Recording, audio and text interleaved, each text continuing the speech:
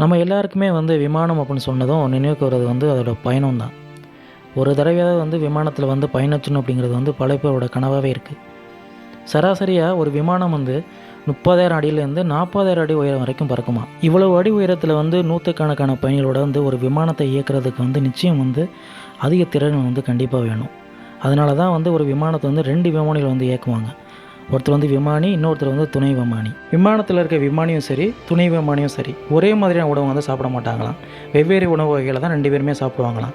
அதுக்கு காரணம் இருக்குது. 2 விமானிக்கும் ஒரே உணவு கொடுக்குற பட்சத்தில் ஒருவேளை அந்த உணவில் விஷத்தன்மை இருந்தது அப்படின்னு சொன்னால் அவங்களுக்கு உடல் உபாதை ஏற்படும். அந்த மாதிரி நேரத்தில் விமானத்தை இயக்கிறதுக்கு சிக்கல் ஏற்படுற காரணத்தினால தான் வெவ்வேறு உணவு கொடுக்குறாங்க. இப்போது ஒரு விமானி ஒரு உணவை சாப்பிட்டுட்டு அவருக்கு நச்சுத்தன்மை ஏற்படுது அப்படின்னு சொன்னால் அந்த விமானியை ஓய்வெடுக்க வச்சுட்டு இன்னொரு விமானியை வச்சு அந்த விமானத்தை இயக்க வைக்கவும் முடியும். அதே நேரத்தில் தரையிறக்கவும் வைக்க முடியும். இந்த காரணத்துக்காக தான் இன்னமும் நிறையா விமான நிலையங்கள் விமானத்தில் வெவ்வேறு உணவு வகையை கொடுக்குற பழக்கம் இன்னமும் நடைமுறையில் இருக்குது அப்படின்னு சொல்லப்படுது.